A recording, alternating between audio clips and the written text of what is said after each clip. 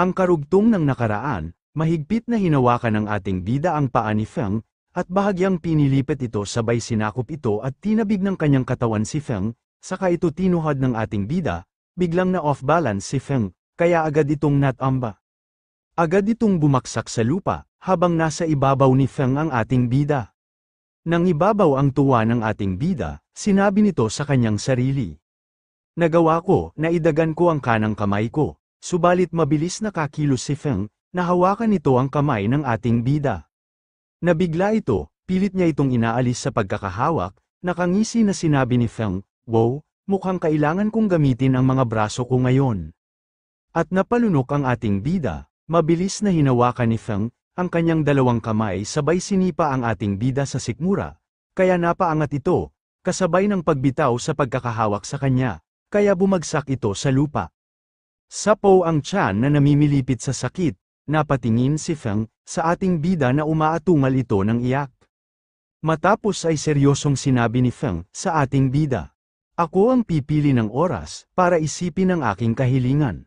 Lumipas ang mga oras, habang nasa hapagkainan ng ating bida, nakaupo ito at panay ang buga nito ng hangin na tinapagtapik nito ang kanyang likod at ang parte ng kanyang katawan na sumasakit.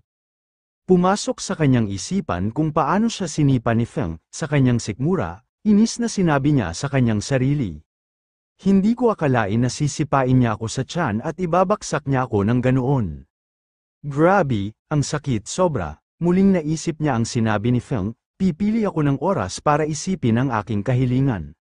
Matapos ay sinabi sa kanyang sarili, ano kaya ang ipapagawa niya sa akin? Nakakainis, naghukay ako ng sarili kong libingan, at kung anumang kaso. Tumingin ito sa nakahain na pagkain sa lamesa. At sinabi nito sa kanyang isipan, wala rin akong nakikitang protina ngayon. Kailan kaya magiging mayaman ang pamilyang ito, ngunit sa palagay ko hindi na ito nakakagulat, dahil walang sino man ang breadwinner sa bahay na ito. Sabay subaw nito sa pagkain na nasa kanyang harapan. Ngunit ano nga ba ang pinaka-presang sa operasyon ni nanay? Sa palagay ko makakahanap ako ng isang bagay na katulad ng isang scalpel sa isang pandayan, kung hindi naman pwede. Baka pwedeng hilingin ko na lang sa kanila na gumawa ng isa para sa akin. At tungkol sa kanyang dugo, malalaman ko kung anong blood type meron siya sa simpleng test. Kaya ang problema ay ang anesthesia. Paano ako gagawa ng anesthesia? At kahit gaano ko pa isarado ang utak ko, wala akong matandaan na halamang gamot na magsisilbing pampamanhid. Sabay hawak nito sa magkabilang sentido, na tila ba sumasakit na ang ulo sa kakaisip, at tila ito ay sisabog na, kaya naisipan nitong sumigaw. Kailangan ko din ng pang-iniksyon, ngunit hindi maging madali para sa isang pandaya na gumawa ng karayom na mas manipis pa kaysa sa daluyan ng dugo sa panahon na ito. Sigaw pa nito na tila sa pagbuga niyon maiibsan ang inis. Habang hawak ng dalawang kamay ang kanyang ulo, matapos ay tumingala ito at inilapat ang dalawang kamay sa lamesa. At sinabi sa kanyang sarili, kailangan ko rin ng assistant. Sa tuwing nasasabi ko ang tungkol sa paghiwa ng tiyan, lahat ng tao sa panahon nito ay nababahala.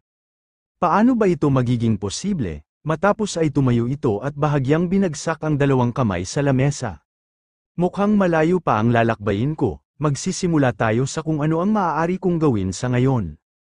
Kailangan kong gumawa ng surgical scalpel, hindi kutsilyo muna.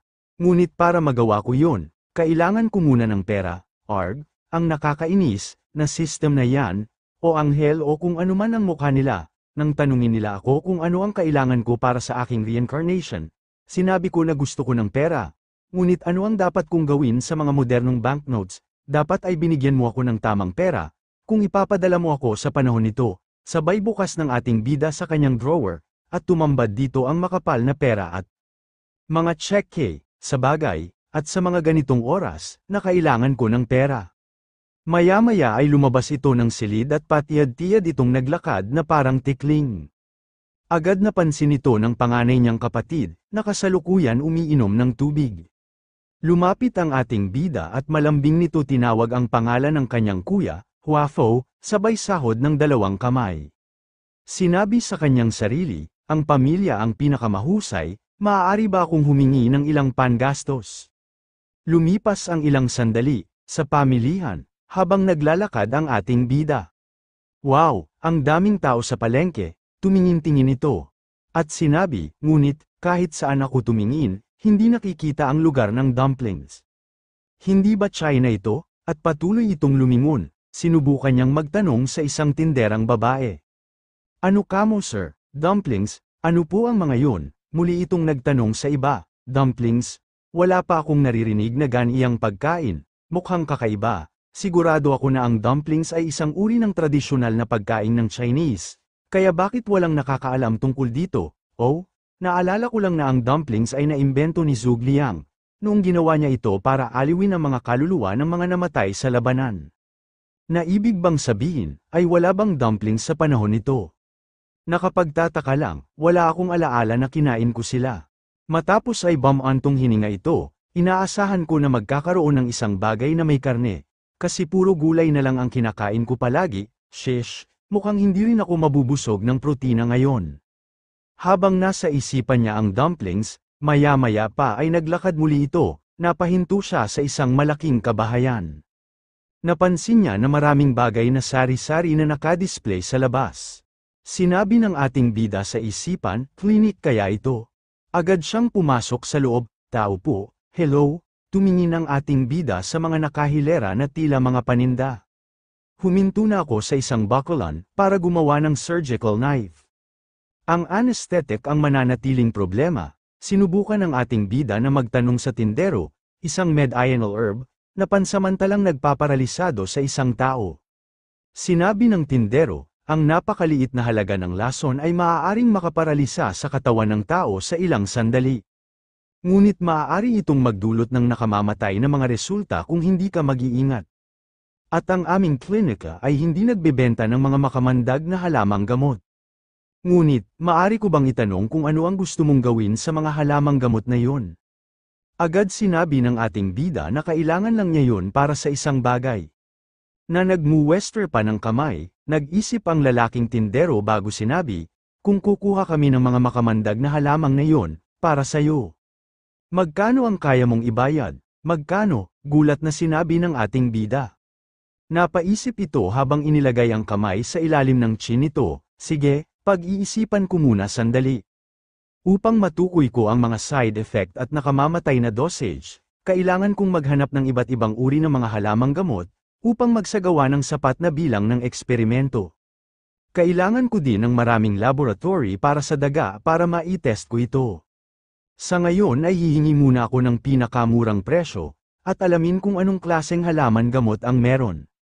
At pagkatapos ay pupunta ako sa bundok at hahanapin ko mismo sila. Matapos mag-isip, ngumiti ang ating bida at itinaas ang hintuturo, at sinabi, hindi sa dami ng kailangan ko, ngunit sa maraming iba't ibang uri hanggat maaari, at kung makakahanap ka ng iba't ibang uri ng makamandag na halamang gamot, magbabayad ako ng 1,000,000 para sa 3 jeans, sumagot ang lalaki at sinabi, 1,000,000 para sa 3 jeans, na halos walang bayad para sa anumang bagay. Agad sinabi ng ating bida, sige, then, pumunta tayo sa 1,000,000 para sa 2.5 jeans. Kung gusto mong magbayad ako ng higit pa dyan, ako na lang ang maghahanap niyan sa bundok. Sinabi ng lalaki, ha, mapili ka pa. Sige, payag ako sa 2.5 jeans sa 1,000,000, at aakyat kami ng bundok bukas at dadalhin ang mga halamang gamot sa Hua Manor kinabukasan. Tuwang-tuwa ang ating bida at sinabi mukhang perpekto nga yan. Matapos ay lumabas ang ating bida at naglakad muli, tungkol sa disinfectant, sinabi ko na maghahanap ako ng alak na may mataas na porsyento ng alcohol sa isang courtesan house, kaya dadaan ako doon sa gabi. At ngayon kailangan ko lang maghanap ng mga daga na gagamitin ko sa aking anesthesia test. Patuloy na naglakad-lakad ang ating bida, hanggang sa kung saan siya dalhin ng kanyang mga paa. Ito ang labas ng Qiao County. Ito ay isang squatter kung saan imposible ang pagsasaka ng nangungupahan. Ito ay ang pinakamababang uri ng lipunan at naghahanap buhay sa pamamagitan ng pagsasagawa ng marumi at mababang uri ng trabaho. At sa pagkakaalala ko sa mga residente dito, ang manghuli ng mga daga, palaka, ahas, at iba pang maliliit na hayop at kainin ang mga ito. Tumuloy ang ating bida sa teritoryo ng squatter, nadatnan nito ang dumi ng tao sa gilid, na nilalangaw ang mga ito, sabay sa pag-alingasaw ng amoy, napatakip ito ng ilong, ano ba yan, ang baho. Nadaanan pa niya ang mga tao na nandoon, nakahiga ito sa labas na nakasapin ang manipis na tila isang curtain. Ang lugar na ito isa o dalawang tao ang namamatay araw-araw dahil sa gutom. Habang nakatakip pa rin ang kanyang kamay sa bibig, sinabi nito sa kanyang isipan, sila ay karaniwang walang pinagkaiba sa pulubi na magkasamang nakatira malapit sa itaas na bahagi ng ilog. Napatingin ang ating bida sa isang mag-anak na marungis at tila ito ay nalilipasan ng gutom, pasuray-suray at mayroon din hindi kaaya-ayang amoy. Sinabi ng ating bida sa kanyang isipan, ang kalagayan ng pamumuhay dito ay mas masahol pa kaysa sa inaasahan ko. Habang nakatayo ang ating bida, tumawag ng atensyon niya ang sigawan at daldala ng mga taong nag-uusap. Lumingon ang ating bida sa direksyon ng ampukan ng mga tao. Ano ang ginagawa nila doon? Bakit nasa paligid ang lahat? Nagmadali pumunta doon at sumingit-singit, siya doon, pasensya na po, makikiraan po. Sorry po, pasensya na po uli, nang makalusot ang ating bida, nakita niyang sumisigaw at namimilipit sa sakit ng paa ang isang lalaki. Anong nangyari sa kanya? Sabay sabi nito sa kanyang sarili. Katabi nito ang asawa at anak ng lalaki, agad siyang tumakbo para lapitan ito. Agad niya itong tinanong, mawalan galang na po, ano ang nangyari? Agad sumagot ang babae, sinabi ng babae sa ating bida, kasi nahulog siya sa puno, habang sinusubukan niyang pumitas ng bunga ng aprikot. At parang nabali yun paa niya, siya nga pala, sino ka? Isa akong manggagamot na napadaan lang dito, okay lang ba kung titignan ko siya? Napatingin naman ang tila asawa ng lalaki, nagulat pa ito nang malaman niya manggagamot ang ating bida. Agad naman sumagot ang isa pang babae, sige, dito ka. Lumapit ang ating bida hinawakan ang tuhod ng lalaki na kabaluktot ito, at agad na diniinan ito. Napasigaw ng malakas ang lalaki, sinabi ng ating bida sa kanyang isipan, sa tingin ko may bali ang kanyang buto, at walang paraan para makita ang detalye. Bahagya muli niyang diniinan ngunit alalay na, namimilipit pa rin ang lalaki gumalaw pa ang kamay nito na tila nakikiusap na tigilang na, kung nabali ang kanyang buto ay naging sanhi ng pagkapunit ng nakapalibot na ligament at fascia, ibig sabihin kailangan ko rin tahiin ang lugar na yun, bahagyang lumunok ang ating bida, ngunit wala akong dalang gamit na kagamitan ngayon, aayusin ko ba ang paa niya? Tanong ng ating bida sa kanyang sarili. Agad siyang gumawa ng paraan, nilagyan niya ito ng isang katamtaman haba ng isang patpat, para matigil ang pagdurugo ng sugat ng lalaki. Sinabi niya sa asawa at sa lalaki, ang ginawa ko ay upang mapatigil sa pagdurugo ng sugat niya sa ngayon. Agad na sumagot ang lalaki kahit nahihirapan ito sa sakit, sige. Salamat, sinabi ng ating bida. Okay ngayon ay dahan-dahan kong hahawakan ang bahaging ito.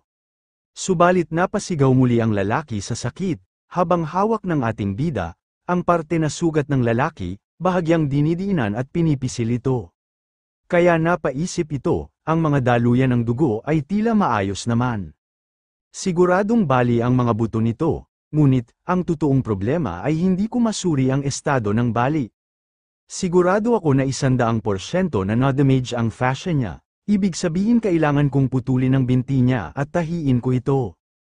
Hindi ko alam kung pwede pa sa ganitong sitwasyon.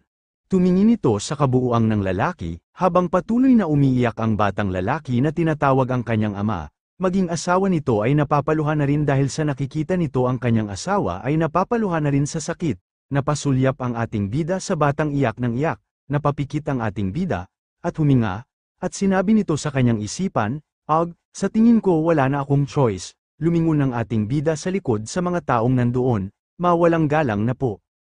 Maaari mo ba akong bigyan ng yelo at malinis na bimpo? O, kahit isang malinis na piraso ng tela na magagawa nyo. Napakamot naman ang dalawang lalaki sa ulo nito at sinabi, saan naman tayo makakahanap ng yelo, kung hindi pa naman taglamig ngayon?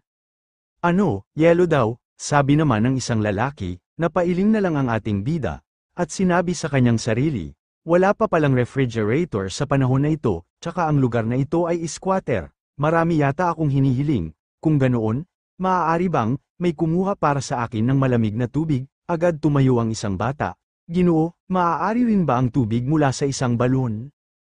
Agad na lumingon ang ating bida at sumagot, oo, mas mabilis mas mabuti.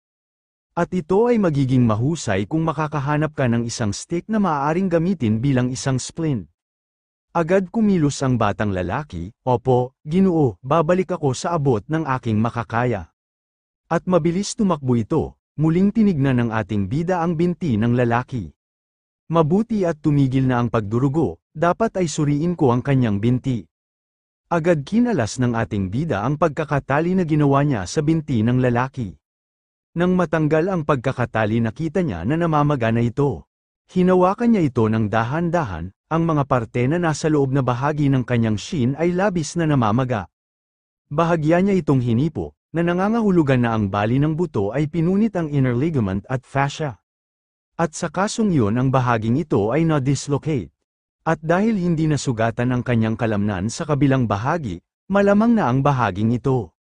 Maya-maya pa tila nagulat pa ito, nagtaka ito sa kanyang nakita.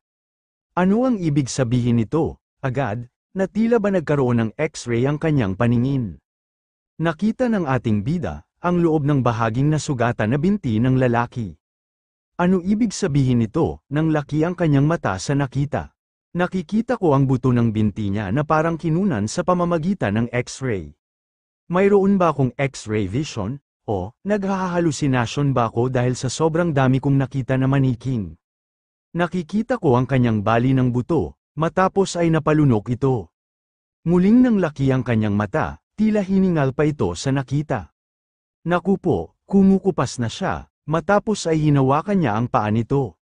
Dapat magmadali ako, agad sinabihan ng ating bida ang mga tao sa kanyang likod.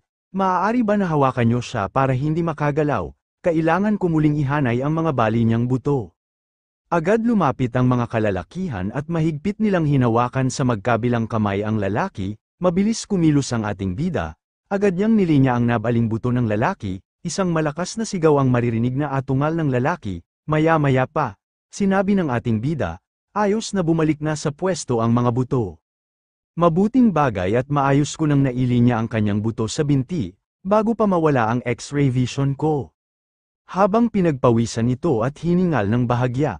Matapos ay nagpunas ito ng pawis, at muling sinabi, marahil ay nakuha ko ang kakayahan na ito, pagkatapos ko na muling magkatawang tao. Bakit hindi na lang nila ako mabigyan ng isang bagay na talagang gumagana ng maayos? Kahit nahulaan ko ito ay mas mahusay kaysa sa mga modernong perang papel, na hindi ko naman magamit sa panahon na ito. Agad naman dumating at sumigaw ang batang lalaki na may dala-dalang tubig. Bit-bit ang malinis na tubig na lumapit ito sa ating bida, maayos na po ba ang tatay ko?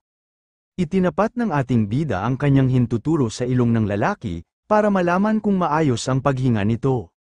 Bago sinagot ang batang lalaki, sinabi nito, ayos lang siya, nawalan lang siya ng malay dahil sa sakit. Maya-maya lang ay gigising na siya, at sinabi sa kanyang sarili.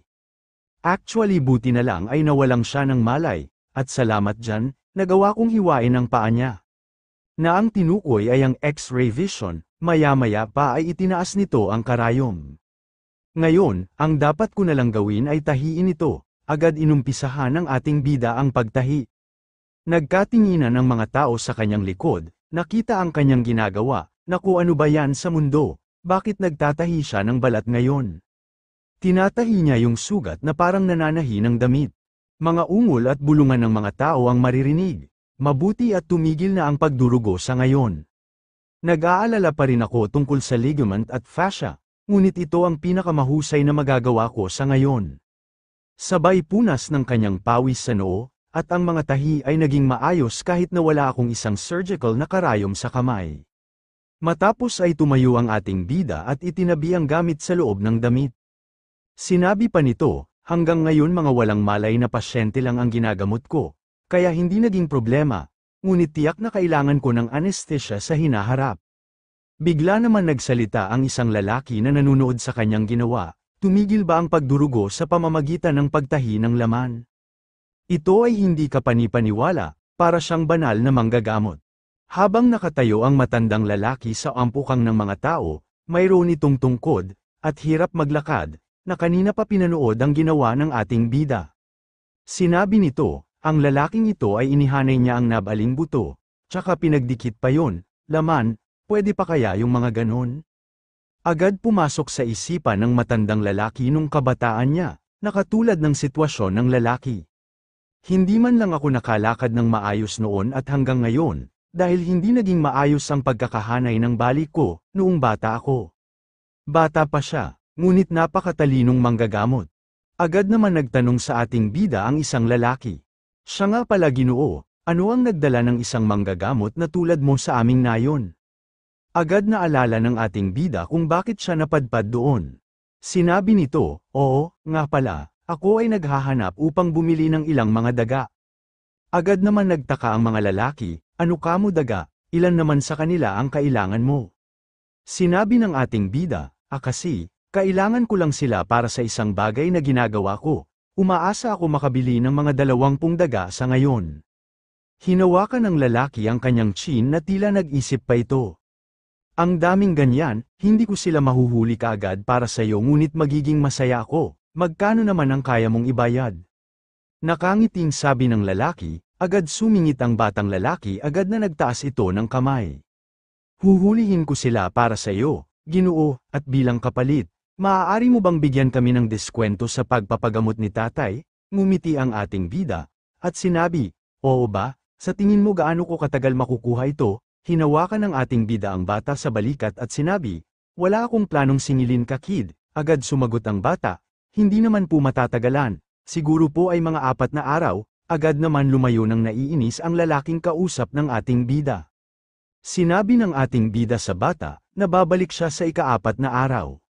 Nga pala, simula ngayon maaari mong gamutin ang iyong ama gamit ang isang tela. Mainit na tela, matapang na alkohol, at malinis na tela. At marami pang pinaliwanag ang ating bida, na hindi naman gaano na maintindihan ng bata. Habang pinaliliwanag ito, ay tangulang ng tango ang bata, at sinabi nito, hindi ko alam na ang mga sugat ay maaaring gamutin ng ganoon. Ngumiti ang bata at kinuyam ang 2 maliit na kamao. At sinabing gagawin ko ang makakaya ko, hinawakan ng ating bida ang bata sa ulo at ginulo-gulo ito. Matapos ay nagpaalam na ang ating bida. Sinabi pa nito bago umalis, sigurado akong gagaling siya nang wala sa oras. Matapos kumaway ang ating bida. Siyempre po, at ikaw lang ang gumamot sa kanya, habang papalubog na ang haring araw. Matapos ay dumaan siya sa klinik na dinaanan niya kanina. Sinabi ng tindero, narito ang talam na iyong hiniling. Matapos makuha ay muling naglakad ang ating bida, habang tinitignan ang talam, ito ay mas makapal kaysa sa isang surgical knife. Ngunit sa palagay ko ito ay magagamit ko sa ngayon. Napadaan ito sa isang courtesan house, huminto ito mula sa labas, at sinabi, ang panghuli kailangan ko ng disinfectant. Sinabi sa akin na makakahanap ako ng matapang na anak sa isang courtesan house, na maaaring magsilbing alternatibo. Pumasok ang ating bida sa loob nito, nagtaka pa ito sa katahimikan na datnan niya. Paano naman ito naging courtesan house, wala man ba mabati sa dumarating na bisita? Tao po, mawalang galang na po, samantala, sa likuran bahagi ng courtesan house. Maririnig ang isang nabasag na bote o baso, isang lalaki ang sumigaw, at sinabi, ito ay hindi sapat, minura at sinaktan nito ang babae, ganyan ba kabasura ang serbisyo mo? Lumapit ang 2 lalaking gwardiya, mula sa likod ng nanakit na lalaki, yumuko ang gwardiya at sinabi, ang aming taos-pusong paghingi ng tawad sa inyo, Ginoo, magpapadala po kami ng ibang courtesan kung hindi ka nasiyahan sa kanya. Subalit isang malakas na sampal ang ginawa ng lalaki sa isang gwardiya. Ang lakas ng loob mo na mababang uri ng aso na katulad mo, para kausapin ako ng ganyan. Napabilang ang mukha ng gwardiya, sa lakas ng sampal ng lalaki. Sinabi pa ng matandang lalaki, dapat ay alam mo ang lugar mo. Tila ba na insulto ang gwardiya, at hindi nito nagustuhan ang pagtrato nito. Agad na uhugutan sana ng gwardiya ang espada nito. Ngunit inawat siya ng kasama niyang gwardiya, lalong nagalit ang matandang lalaki, bakit? Papalag ka, bastos ka, nawawala ka na ba sa sarili mo? Sabay dukot nito sa gilid ng damit ng isang patalim. Naglakas loob kang subukan bumunot ng iyong espada sa akin. Mamatay ka, sabay sugod nito sa gwardiya, bahagyang umilag ito, ngunit nadaplisan nito ng hiwa, sa mukha. Mabilis na hinugot ng gwardiya ang kanyang espada, tinamaan ang patalim ng matanda at nabitiwan ito, humadyas ito sa ere, napaupo ito at umatras-atras sa pagkakaupo ng tinutok ng gwardiya, ang hawak nitong espada. Sinabi ng matandang lalaki na hindi ipinahahalata ang takot. Pasigaw na sinabi ng matandang lalaki, bastos ka. Hindi mo ba kilala kung sino ako? Ang lakas ng loob mo na itutok ang espada sa akin. Hindi inalis ng gwardiya ang pagkakatutok ng espada, at sinabi, umalis ka na. Humihingal na tumayo ang matandang lalaki at mabilis na tumakbo ito, kasabay ng pagbabanta nito, maghintay ka lang bastos ka.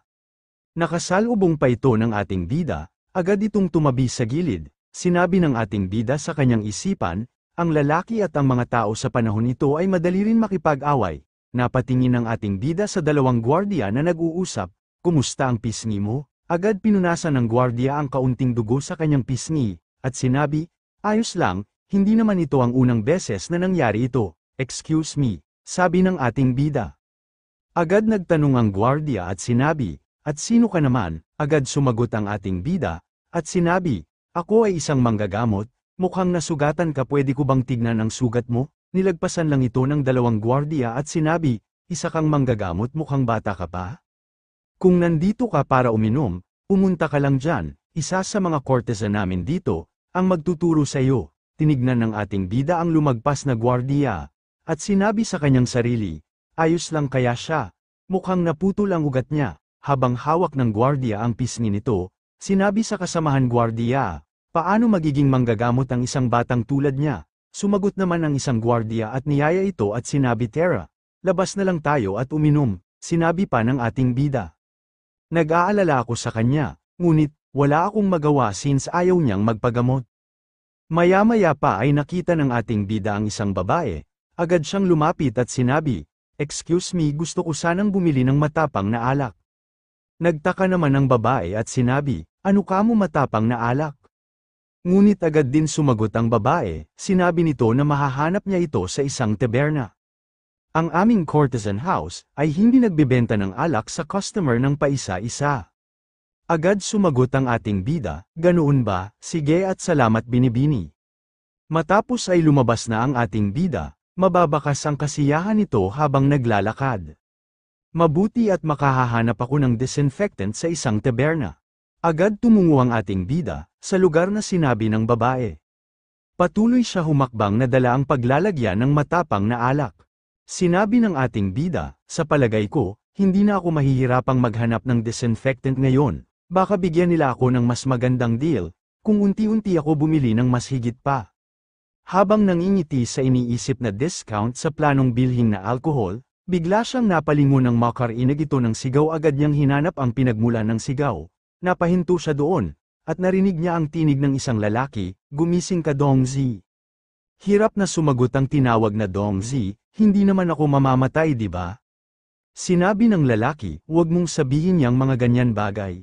Napamura pa ito, nang makita hindi maampat ang pagdurugo nito, kahit nalagyan na ito ng paunang lunas na gamot, dunot sa pagkakahiwa ng talam. Agad lumapit ang ating bida sa pintuan, at sinilip yun. Sinabi ng lalaki habang hawak ang kamay ng lalaking nakahiga, manatili ka dyan, ang manggagamot ay parating na sa lalong madaling panahon.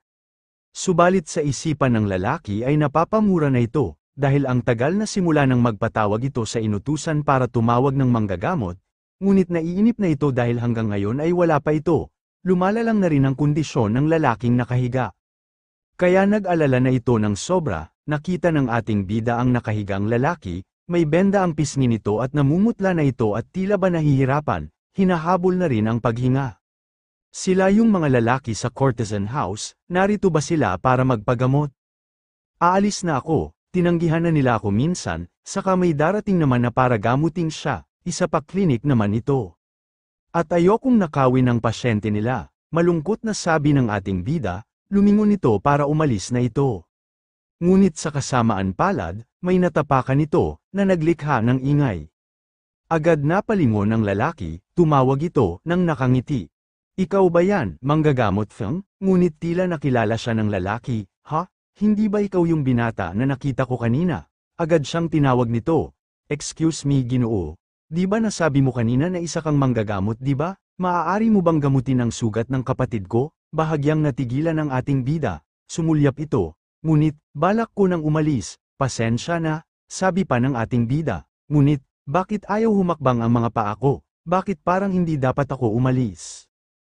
Nang paalis na ang ating bida mula sa pagkakasilip, ay napalingon ang lalaki at agad siya tinawag nito at sinabi, "Mawalang galang na po, Ginoo, sabi mo ay manggagamot ka, di ba?"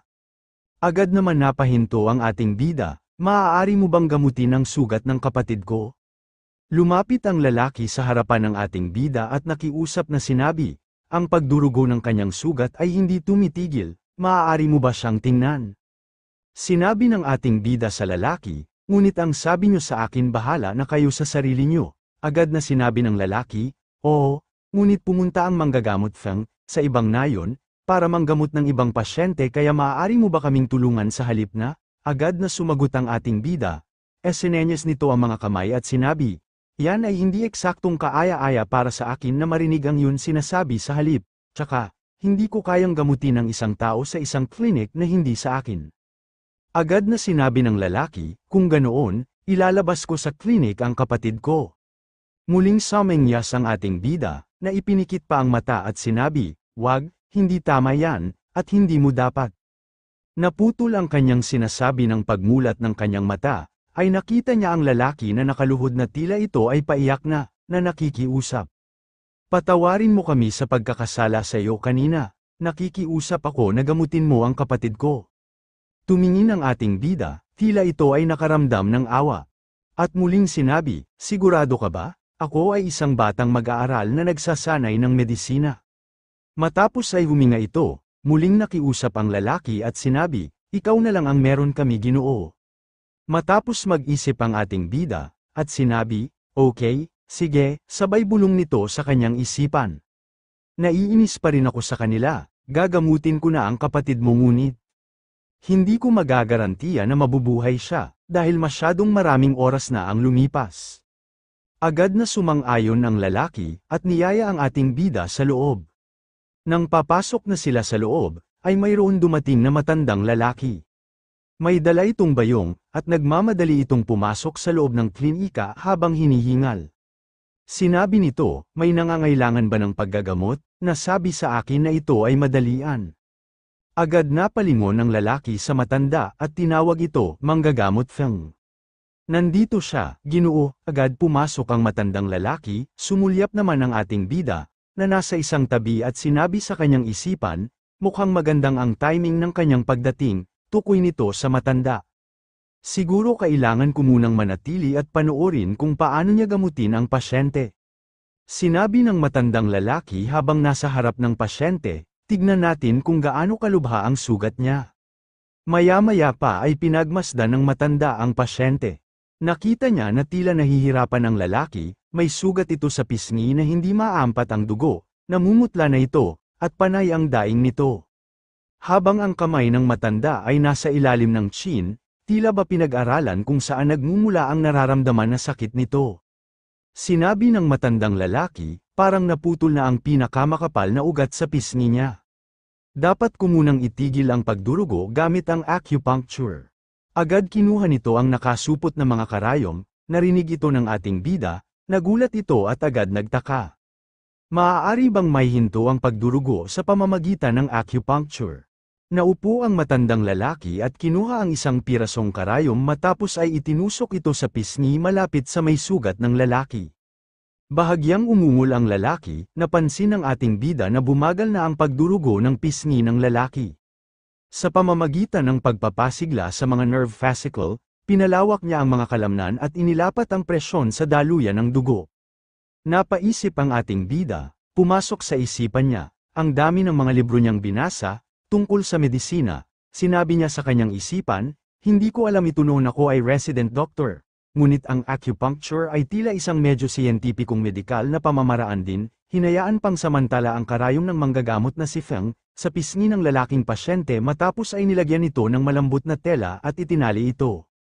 Tinanong ito ng kapatid, kung ito ay ayos na ngayon, agad na sumagot ang manggagamot Feng, at sinabi, "Ginawa ko ang lahat ng makakaya ko." Sinabi naman ng lalaki, sa manggagamot, "Salamat, Ginoong Feng, talagang pinahahalagahan ko ito."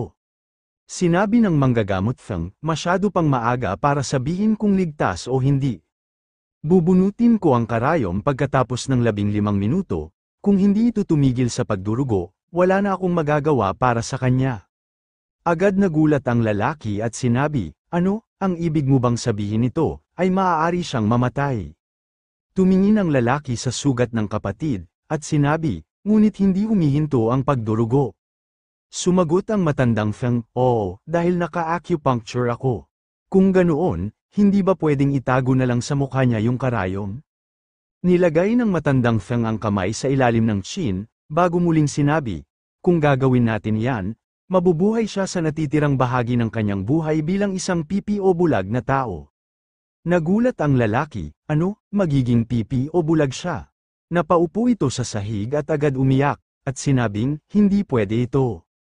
Habang ang ating bida ay tahimik na nakikinig, napapikit ito at sinabi, ha? Kaya ito ay pansamantalang panukala, nakakalungkot na mabubuhay siya, kung tahiin ko muna kaya ang dinadaluyan ng dugo, ngunit hindi ko kayang gamutin ang pasyente ng iba. Inis na kumunat ang noo nito, agad naman napansin siya ng matandang Feng, siya nga pala.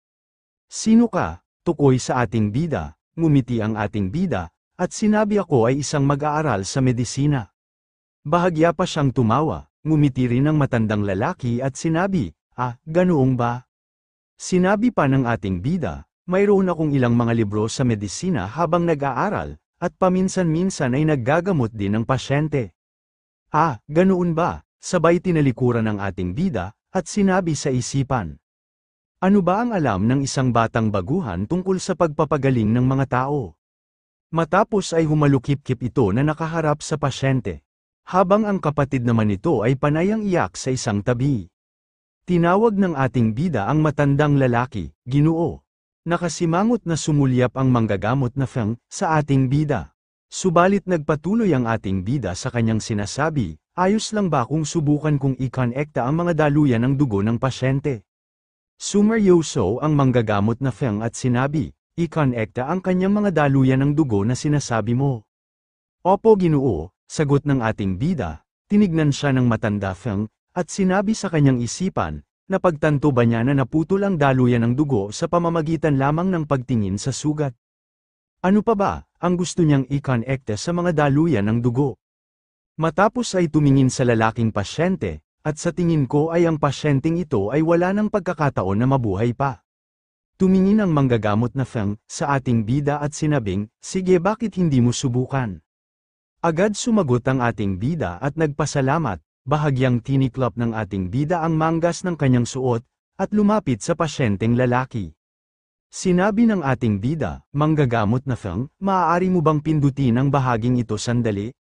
Agad na kumilos ang manggagamot na Feng, ibig mong sabihin dito ba? Sumagot ang ating bida, opo Ginoong Feng, medyo diinan niyo pong mabuti. Agad nilabas ng ating bida ang kanyang karayom at sinulid. Sinabi ng ating bida sa kanyang sarili, kailangan ko ng mas manipis na karayom para sa mga daluyan ng dugo, ngunit wala akong ibang pagpipilian, napatutok ang matandang Feng sa hawak ng ating bida na karayom. Ano ito, karayom? Gumagamit siya ng karayom, sinabi ng ating bida sa kanyang sarili, dapat ay magmadali ako, since wala naman siyang anesthesia, nakakadismaya na gawin ito ng walang maayos na gamit, tignan natin kung nasaan ang daluyan ng dugo niya. Sabay ka pa nito sa mukha na may hiwa, umungol ang lalaki, hinawakan ng ating bida ang pisngi na may hiwa ng lalaki, na sinabayan ng manggagamot na Feng ang pagtusok ng karayom nito sa leeg, napahiyaw ng malakas sa sakit ang lalaki. Matapos ay tumirik ito na tila nawala ang itim sa mata. At unti-unti nawala ng malay maya-maya ay hiniingal ito na tila ba naghahabol ng hininga at pinagpawisan ito ng butil-butil na pawis. Tinanong ng ating bida sa matanda, para saan yun? Binawasan mo ba ang sakit niya sa acupuncture? Agad sumagot ang matandang lalaki, sinabi nito na ginawa niya yun, at ikaw ay isang mag-aaral sa medisina, at hindi mo alam ang mga pangunahing kaalaman sa acupuncture. Sumagot ang ating bida, hindi pa sa ngayon, at siguro dapat kong subukan ang pag-aaral ng acupuncture, tila kapaki-pakinabang. Maya-maya pa ay inumpisahan na ng ating bida ang pagtahi ng sugat ng lalaki. Ginoong Feng, maaari mo bang pindutin ang bahaging ito habang pinagsasama ko ang mga naputol na daluyan ng dugo? Ito bang ugat na ibig mong sabihin, o maaari mo bang pindutin ng mas madiin? At maya-maya pa, pwede mo nang itigil ang pagpindot, Ginoo. At pakitanggal din ang karayom sa kanyang pisngi, malapit na rin akong matapos. Agad na sumunod ang matandang Feng, tinanggal niya ang karayom. At maya-maya pa ay natapos ng tahiin ang sugat ng lalaki, napatingin ang matanda sa tinahi ng ating bida, at sinabi sa kanyang sarili, wala akong ideya na may ganoong kasanayan medikal. At habang sinusuri ko ito, lalo akong namamangha sa kanya, at higit sa lahat na sanay siya sa ginagawa niya. Napaupo ang ating bida, at napangiti, tila ba ito ay napagod sa kanyang ginawa, ngunit masaya, bahagyang nagpunas ito ng pawis. At sinabi, hayaan niyo siyang kumain ng lugaw or sabaw ng ilang oras. At kung maaari ay hugasan ang kanyang sugat ng puting alak minsan tuwing umaga at gabi. At maaari mong bunuting ang mga tahi pagkatapos ng 2 linggo. Maya-maya lang ay nakabangon na ang lalaki, agad yumuko ang 2 lalaki para magpasalamat. Maraming salamat po, lubos po kami nagpapasalamat. Napakamot ng ulo ang ating bida sabay sabi, naku, walang problema. Nang umalis na ang 2 lalaki ay kumaway pa ang ating bida at sinabi, subukan mong huwag masaktan muli ha. Tinanaw ng matandang manggagamot na si Feng, ang 2 lalaki habang magkaakbay na papalayo. Ha, akala ko mamamatay na siya o kaya naman ay magkakaroon ng kapansanan. Manggagamot na Feng, tawag ng ating bida, napalingon ang matandang manggagamot sa ating bida. Kung ayos lang sa iyo, na matuto ako ng acupuncture, lumingon ang manggagamot na Feng, at nag-alangan man ay nilakasan na nito ang loob. At sinabi kong turuan mo kaya ako kung paano malaman ang mga daluyan ng dugo at magtahi ng laman, at tuturuan kita ng acupuncture bilang kapalit, na tila nag-alis pa ng bar sa lalamunan, agad natawa ang ating bida, hahaha, sige po Ginoong Feng. Inaasahan ko po na matuto mula sa inyo manggagamot na Feng. Ako rin, sagot ng matandang Feng, samantala, lumipas ang mga oras. Habang nasa lamesa ang 2 kapatid ng ating bida, habang umiinom ng tsaa. Sinabi ni Fo, sinabihan ako ni nanay na maglakad-lakad daw siya sa hardin sa maghapon. Sinabi naman ni Feng, oo, namangha ako kung paano siya gumaling ng bahagya, pagkatapos kong ibigay sa kanya ang pagsasama-sama na itinuro ni Yuanhua. Habang iniuunat nito ang kanyang braso, sinabi naman ni Fo, at sa katunayan, ang lunas ni Yuanhua ay mas mahusay kaysa sa inereseta ng manggagamot. Ngumiti si Feng, at sinabi sa palagay ko ay makakapokus ka na sa iyong pag-aaral ngayon. Sumagot si Fo, medyo gaman ang loob ko, gayunpaman, tila hindi nagbabasa ng anuman Confucian Classics kamakailan si Yuanhua, at mas madalas din siyang humihingi ng pera sa akin, at gumagala sa labas. Sinabi naman ni Feng, gusto mo bang bigyan ko siya ng babala? Sinabi naman ni Fo, hindi, wag na, bakit hindi mo na lang siya turuan ng talino sa paghawak ng espada, para sa pagtatanggol sa kanyang sarili. Sa halip na lumalabas siya, alam mo naman na medyo hindi ligtas sa mga araw na ito. Bahagyang napaisip si Feng, at sinabing, talino sa paghawak ng espada. Napaisip si Feng, habang uminom ng tsaa, sinabi nito sa kanyang sarili, kakaiba, hindi ko inaasahan na hihilingin sa akin ni Hua Fo, na magturo ako ng martial arts para kay Hua Yuan. Agad naman bumukas ang pinto at dumating ang ating bida. At sinabi nakabalik na ako, mabuti at nakauwi ka ng maayos. Sabi ni Fo, bakit natagalan ka yata? Sabi ni Feng, na bahagyang napamulat ang mata nito nang mapansin ang matsa ng dugo sa kanyang manggas. Napakamot ang ating bida at sinabi pasensya na kung natagalan ako sa pag-uwi. Agad na tumayo si Feng, at pasiga nitong sinabi, dugo ba yan? Agad tinignan ng ating bida, ang dugong tinukoy ng kapatid, ha, ano, nasaan? Naku, tama, may dugo nga. Agad lumapit si Feng, at hinawakan ng madiin ang kamay ng ating bida. Ano ito? Bahagyang natakot ang ating bida sa kanyang kapatid, oo dugo nga ito pero, hindi ito sa akin. Mayroon kasi akong ginamot, na may sugat sa pisngi. Sinabi ni Fo, sa ating bida, may ginagamot ka, kaya ngayon ikaw ay umiikot sa bayan, na kumikilos tulad ng isang manggagamot. Nagpaplano ka bang maging isang imperial na manggagamot, Pagkatapos na magkaroon ng katanyagan sa pamamagitan ng mga kasanayan medikal. Tumingin ang ating bida sa kanyang Kuya Fo, bago ito sumagot. Sinabi ng ating bida, may ilang maharlika na sumikat dahil sa kanilang husay sa medisina, ngunit hindi yun ang mahalaga ngayon. At ang balak ko ay magsaliksik muna sa sakit ni nanay. Sinabi ni Feng, oh, yun naman pala ang bagay na ginagawa niya. Hindi kumibo ang ating bida, ayaw niya ipahalata ngunit masama ang kanyang loob. Tumingin si Fo sa ibang direksyon, at sinabi sa ating bida, medyo mabisa ang herbal na gamot na inirekomenda mo. Ngunit hindi yun isang bagay na dapat mong alalahanin, hindi ka isang manggagamot. Agad nagalit ang ating bida ngunit hindi niya ito inilantad, anong sinasabi mo bastard ka, sabi ng ating bida na siya lang ang nakakarinig.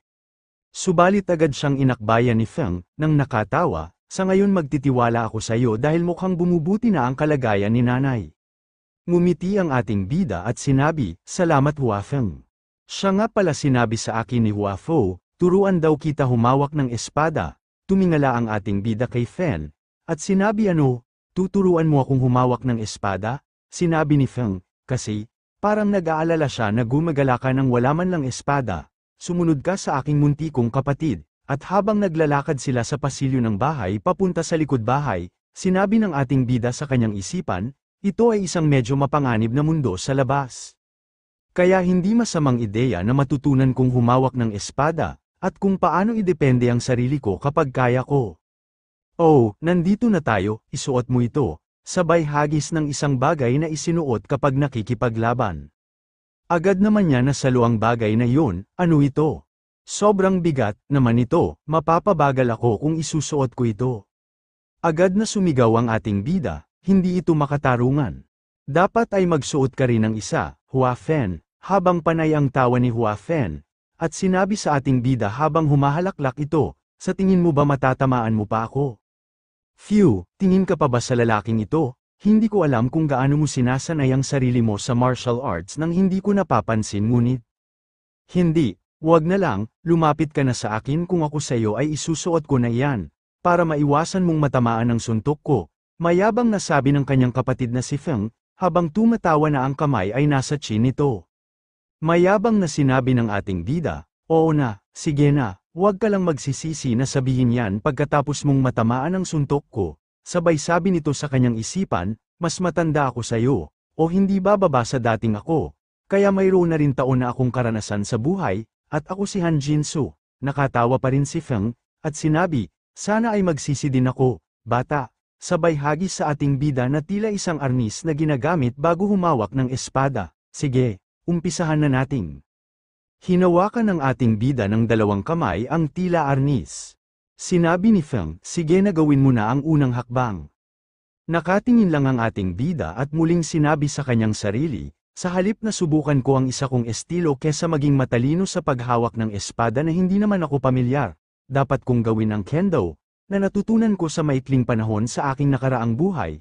Hinawakan niya ng mahigpit ang tila arnis na kahoy, agad sumugod at tumalon ang ating bida, ayan na ako, sigaw ng ating bida, at ngumisi si Feng, at sinabi, sige lang. Habang hawak ng mahigpit ng ating bida ang tila arnis. Para sugurin ng kanyang Kuya Feng, mayabang na sinabi nito. Ayan na ako, sabay talon nito para atakihin si Feng, na nakataas ang dalawang kamay para ihampas ang kanyang hawak na arnis. Agad naman patusok na inatake ni Feng, ang hawak niyang arnis sa sikmura ng ating bida. Nabigla ang ating bida dahil hindi niya yun inaasahan, na agad niyang ikinatumba nito sa lupa. Napaluhod ang ating bida sa sakit na sapo ang kanyang sikmura, at habang nakatayo ang kanyang Kuya Fen, sinabi nito, bakit mo ginagalaw ang iyong espada nang hindi nag-iisip? Habang nakaluhod pa rin ang ating bida na namimilipit sa sakit at hindi may pinta ang kanyang mukha. Sinabi nito sa kanyang isipan, mahina naman ang pagtusok niya, ngunit bakit sobrang sakit? Habang sapo pa rin ang kanyang tiyan, matapos ay pinilit nitong bumangon ng paluhod at tumingkayad, habang nakakapit sa hawak niyang arnis. Na tila iyon ang nagsilbing lakas niya, sabay sabi nagsisimula pa lang ako, gawin nating muli, hinawakan ng ating bida ng mahigpit ang arnis, matapos ay pinatunog ito sa sahig at tumayo at pumosisyon nito na katulad sa fencing, na tila ito ay naghahamon na humahakbang-hakbang pa, sinabi nito sa kanyang isipan, susubukan ko naman ng fencing ngayon, sa bilis ng fencing, mapapabagsak ko siya kapag tinamaan ko siya ng kahit isa. Napatingin naman si Fen sa ginagawa ng kapatid, na tila nagtataka ito dahil ang tingin nito ay parang nagsasayaw. Sinabi pa ng ating bida sa kanyang isipan, dapat iunat ko ang aking mga braso ng malayo at mabilis hanggat maaari. Matapos ay mabilis na humakbang ito palapit kay Fen, na nakaunat ang hawak nitong arnis, subalit agad sinalubong ni Fen, ng kanyang hawak din na arnis, kaya imbes kay Fen tumama ay dumulas ito sa dulo. Matapos ay mabilis inangat ni Fen, ang hawak na arnis, agad na walang ng balanse, ang ating bida agad na sumubsob muli ito sa semento. Muli ay napadaing ito sa sakit, nilapitan ito ni Fen, at lumuhad ito at tinusok-tusok ang likuran ng ating bida. Hoy, sino ang nagturo sa iyo ng martial arts sa Zusho? Nakasimangot na sinabi ng ating bida, nakakainis ka. Alam kong magaling ka dito. Ngunit, hindi na itinuloy ang kanyang sinasabi at kahit nahihirapan ay pinilit nitong tumayo na hawak ang arnis, at sinabi, Hua Fen, gawin natin ulit. Habang hawak ng dalawang kamay ang arnis na tila lalaban muli. Lumingon si Fen, at sinabi, ito ay wala ng kabuluhan pa, hindi ka pa sanay para makipagduwelo sa akin. Matapos ay tumalikod ito at sinabing sumunod ka sa akin, tuturuan muna kita ng mga madadali. Agad na suman ayon at sumunod na lamang, nang makarating ito, ay napatingin ito sa batong nakasabit na nakatali sa puno. Sinabi ni Fen, nakikita mo ba ang batong nakasabit doon? Gusto kong puntiryahin mo ang batong iyon at saksakin mo. Tinignan mabuti ng ating bida ang bato, at sinabi yung lang ba? Humakbang ang ating bida palapit sa puno habang hawak ng mahigpit ang arnis. Sinabi nito sa kanyang isipan, ang kailangan ko lang ay matamaan ang bato. At iyon ay parang isang piraso lang ng cake, masyado niya akong minamaliit dito. Agad naman sumigaw si Feng, at sinabi hoy, ano ba ang ginagawa mo? Habang nakasampay ang hawak nitong arnis sa balikat. Nang makita nito na tila hinahataw-hataw nito ang bato. Napalingon ang ating bida kay Fen, padulas na naibagsak ang dulo ng arnis sa semento. Sabay sabi ni Fen, na dinutdat ng hawak na arnis ang lugar kung saan siya pinapupwesto. At sinabing, gawin mo yan dito, lumingon ang ating bida sinabi nito, ha? Diyan ba? Agad lumapit ang ating bida kay Fen, agad pumosisyon nito at bahagyang humakbang at sinabi tingnan mong mabuti ang gagawin ko huwag kang lilihis ng tingin. Tumutok ang ating bida sa bato, at sa kanyang pwesto, at sinabi ha, malayo yun ah? Subalit mas nagulat pa ang ating bida, na parang lumipad at mabilis na narating ni Fen, ang bato at tila ba ito ay nakipag-espadahan na akala mo ay may kalaban, gamit ang hawak nitong arnis. Napanganga ang ating bida sa paghanga, tumingin si Feng sa ating bida at sinabi, ngayon ay subukan mo naman. Maya-maya pa, habang panay ang indayog ng bato sa ere, habang ang ating bida, nahawak ang arnis na hindi alam kung paano hampas ang gagawin. Tila susundutin ang bato na hindi mo ari kung itutuloy o hindi. Napatingin si Feng na nagtataka kung ano ang kanyang ginagawa. Tinanong siya ni Fen, ano ba ang ginagawa mo? Sumagot ang ating bida, at sinabi inihintay ko tumigil ang pag-indayog nitong bato. Agad sinabi ni Fen, naku naman, nakakita ka na ba ng kaaway na nakatayo lang? Patamaan mo ito habang gumagalaw, naiinis na sigaw ng kanyang kapatid. Naiinis din ang ating bida at sinabi ng mahina, ngunit tinusok din naman niya ang bato, ang sinasabi niya ay hindi naman patas, inis na sinunod ng ating bida ang sinabi ng kapatid na si Fen, at habang nagka-worry na may kalaban ito, na habang gumagalaw ang bato, tumalon ito at sinubukan niyang saksakin, please, muling inulit ito, lagpas, muling sinubukan, lumagpas muli, sinabi ni Fen. Maaari ka lamang tumawag o makaalis sa isang araw, kapag nagawa mong tamaan ito ng 3 beses. Sabay hakbang nito paalis, hingal na tila lalawit na ang dila ng ating bida sa pagod, sinabi nito sa kanyang isipan, bakit ba kasi kahit isa wala akong tinamaan? Ngunit matapos huminto saglit ay sinubukan niya muling patamaan ito, paulit-ulit, sa wakas nakatama rin ng isa, hanggang sa muling napagod ito, napaluhod ito at pagod na napatungo, butil-butil ang pawis na sinabi sa kanyang isipan, hindi ako makapaniwala na 3 beses ko lang itong nataman, matapos iduyan ng 100 beses, dapat ba akong sumuko na lang sa pag-aaral ng martial arts at tumutok na lang sa pag-practice ng medisina? Biglang pumasok sa kanyang isipan kung paano siya sinaksak at pinatay ng mga bandido sa bundok. Daing nito sa pagod, hindi ko hahayaan na mapatay muli ako.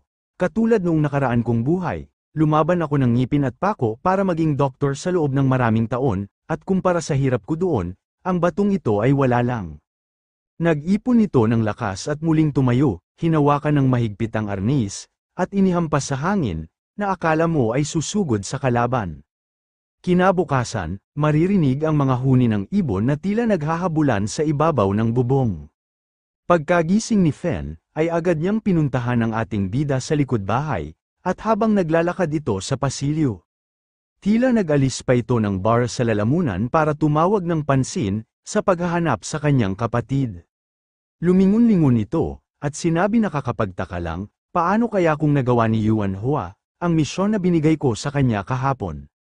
Patuloy na humakbang ito hanggang sa makarating ito sa puno. Nakita niya ang tila uka na lupa. Ano ito? Ano ba itong parang uka sa lupa? Gaano katagal ba siya nagsanay para maghukay siya ng ganitong uka? Lumuhad si Fen, at tinignan niya ito mabuti, hanggang nakatawag ng kanyang pansin ang 3 bato na nakatali sa puno. Ano yon? Bakit may 3 bato doon?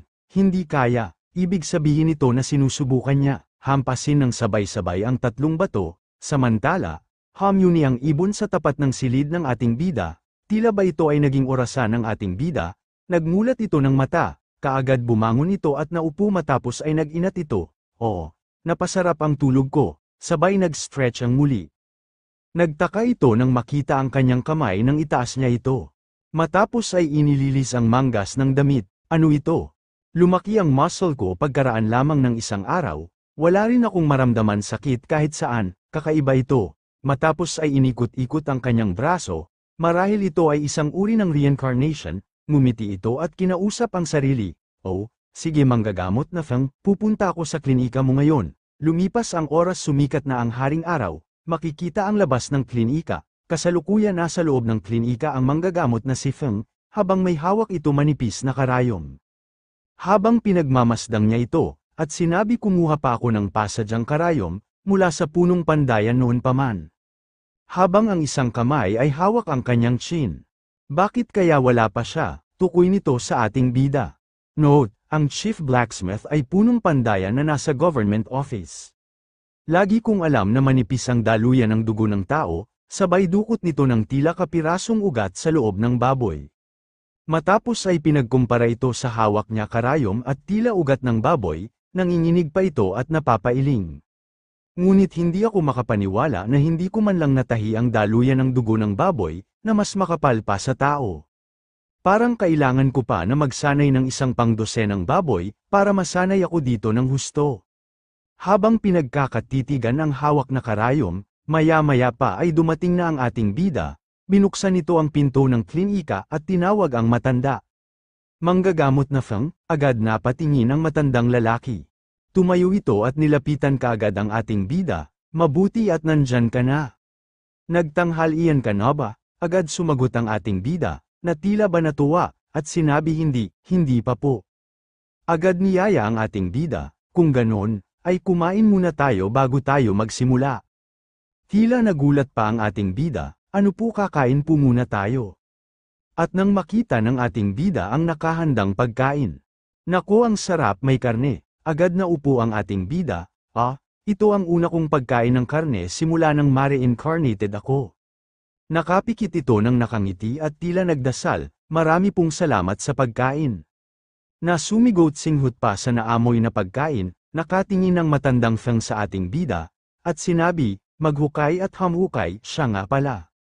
Ito ay inihanda ko para sa sarili ko, ano sa tingin mo sa bagay na ito? Itinaas ng matanda Feng ang kamay at ipinakita ang karayom. Nagulat ang ating bida nang makita ang karayom. Sinabi ng ating bida, saan mo po nahanap yan Ginoo? Sabay sabi sa isipan, ang ganda at tunay siya. Sinabi ng matandang Feng, hindi ba ito sapat? Sinabi ng ating bida sa kanyang isipan, kung ito ay posible, marahil ay makakagawa din ako ng ilang disenteng kagamitan sa pag-oopera. Hindi po, Ito po ay mas mahusay kaysa sa naisip ko, maaari ko po bang malaman kung sino ang gumawa nito? Sinabi ng matandang Feng, mayroon lugar na tinatawag na Pangabing Silid sa provincial government na gusali. Ito ay isang bakulan na gumagawa ng mga sandata para sa sundalo, nagsumikap ako para gawin nila ito para sa akin. Napahawak ang ating bida sa ilalim ng chin nito, ganoon po ba? Sandali lang po manggagamot na Feng, kumuha ang ating bida ng papel at tinta, at iginuhit ang kanyang nasa isipan. Isang karayom na Kelly holder, at retractor, itong tatlong ito ay sapat na sa ngayon. Nakatingin ang matandang Feng, at sinabi ano naman ang lahat ng yan? Ang tools po na yan, ay ginagamit, kapag hahawakan at tatahiin ang mga daluyan ng dugo. At paghiwalayin ang mga buto, sinabi ng matandang Feng, hindi ko magagarantiya na magagawa nila ang mga tools na ito, dahil tila napakasalimuot ng mga ito. Habang tinitigan ito ng mabuti ng matanda Feng, na tila sa kanyang paningin ay kakaiba ito. Sinabi pa ng ating bida, basta po makakagawa sila ng katulad niyan o kahit po mayroon pagkakahawig. Malaki ang maitutulong nito sa atin kapag ginagamot ang mga pasyente. Maya-maya pa ay naubos na ng ating bida ang nakahain na pagkain. Hinimas ng ating bida ang kanyang tiyan, at dumighay ito sa kabusugan. Phew, ito ay kahanga-hanga na pagkain, Ginoo. Habang may kinuha sa aparador, ang matandang Feng, sinabi sa ating bida na mayroon itong ipapakita. Inilabas ng matandang Feng ang tila ugat ng baboy na mayroon mga tahi, at sinabi, sinubukan kong manahi sa daluyan ng dugo ng baboy, ano sa tingin mo? Bahagyang nagulat ang ating bida nag-practice ka ba? Sabay sinabi ng ating bida sa kanyang isipan, kaya pala ang dami niyang nilutong karne. Matapos ay sinabi sa palagay ko ay maaaring may lumabas na dugo, ngunit nagawa mo pa rin ng maayos, at ito ay medyo maganda para sa iyong unang pagtatahi. Sinabi ng matandang Feng, ganun ba yun, ngunit bakit lalabas ang dugo? Hinawakan ng ating bida ang maliit na ugat at sinabi, nakikita niyo po ba ito na umiikot ang dugo sa isang partikular na direksyon para sa daluyan ng dugo nito? Sabay turo ng hintuturo nito sa ugat, at muling sinabi ng ating bida, kaya ang una, kailangan mong suriin kung aling direksyon ito dumadaloy, at pagkatapos nito. Sinabi ng matandang Feng, kaya ba dumadaloy ito sa isang partikular na direksyon? Sinabi ng ating bida hayaan mo na ipaliwanag ko ito. Mabilis na nagtahi ang ating bida sa ugat na binigay ng matandang Feng, at nang matapos ay itinaas ito at ipinakita sa matandang Feng, katulad nito. Nang laki ang mata ng matanda nang makita nito kung gaano kaayos ang pagkakatahi ng ating bida, ganyan kaayos ang natapos mo, ngayon ay nakikita ko na. Maya-maya pa ay may dumating na isang lalaki, manggagamot na Feng, dinala ko na po ang pinapadala mo, ngumiti ang matandang Feng, at sinabi sa lalaki, isang perpektong timing ilagay mo ito dito mismo. Napatingin ang ating bida sa bagay na dala ng lalaki at sinabi nito sa kanyang isipan, oras na ba para matuto ng acupuncture? Ibinaba ang tila estatwang kahoy at sinabi ng matandang Feng, suriin natin ngayon ang bawat bahagi. Tinuro nito ang ulo, at sinabi ang puntong ito ay tinatawag na wind pull, ito ay para sa pagtanggal ng sakit ng ulo. Sinabi ng ating bida, ang pull sa likod ay isang acupoint na may kaugnayan sa mga paggalaw sa malaking bituka. Sinabi nito sa kanyang isipan, walang kasing dami na acupoint gaya ng naisip ko. Tumingin ang ating bida sa matandang Feng, at sinabi, Ginoo, ito ba ang mga acupuncture point na umiiral sa katawan ng tao? Humalukip-kip ito at sinabi sa pagkakaalam ko, oo yun lang. Siyempre, maaaring may mga acupoint na alam lamang ng isang banal na manggagamot, o divine surgeon, agad napaisip ang ating bida, at sinabi, kaya ba, ang ilang sa mga puntos ay hindi pa natutuklasan. Mula sa pag-iisip ng ating bida agad may pumasok na liwanag sa kanyang ulo, nagtaka pa siya dahil tila nakikita niya ng malinaw ang kabuuan ng parte ng katawan ng isang tao. Sinabi ng ating bida sa kanyang isipan ang kanyang nakikita ng malinaw, ito ay isang modernong acupoints. At may mga paliwanag pa ang bawat isa sa kanila, para akong nakatitig ng diretso sa isang libro, kaysa sa isang imahe mula sa isang alaala. Nagkaroon din ba ako ng kapansanan sa pamamagitan ng reincarnation? Napansin ng matandang Feng ang pagkakatulala ng ating bida. Sinabi nito, ipagpalagay ko na nagbubuod ng mga pangunahing kaalaman ng bakod ng buhay. Naghintay yun ng sagot ngunit tulala pa rin ang ating bida, at tila naiinis na ito. Dahil hindi pinansin ang kanyang sinasabi, agad binaksak ng matandang Feng ang kanyang kamao sa lamesa, na naglikha ito ng malakas na ingay. Nasinabayan na sinabi yang Master Hua, nakikinig ka ba sa sinabi ko? Nang laki ang mata ng ating bida sa gulat, agad natarante ito sa mga sinabi. Ano, syempre ako ay, nakakuyom pa rin ang kamao ng matandang Feng, nakasimangot ito at halata ang inis sa ating bida. Napakamot sa ulo ang ating bida, at sinabi, pasensya na po Ginoong Feng, hindi ko agad nabigyan pansin ang sinabi mo. Nakasimangot pa rin na sinabi ng matandang Feng, kung ganoon pakipaliwanag mo ang acupoint na kasasabi ko lang. Tila pinagpawisan na pinagdikit ng ating bida ang kanyang dalawang kamay, kaya, ang bakod ng buhay ay para sa, kapag nakaramdam ka ng sakit sa iyong baywang at muli ay parang may lumusot na liwanag sa kanyang harapan, napatingin ito sa kanyang kamay. Muling lumabas sa kanyang harapan ang tila isang screen na kabuuan ng isang tao. Ano ito? At muling sinabi sa kanyang sarili, tama nga, kung ipasok ko ang karayom sa buhay na bakod, at ang nerves na konektado sa mga bato ay sisigla, ibig sabihin nito ay kidney. Muling tulala na naman sa paningin ng matandang Feng, ang ating bida, at parang itong aso na mangangagat, dahil sa ungol ito ng ungol.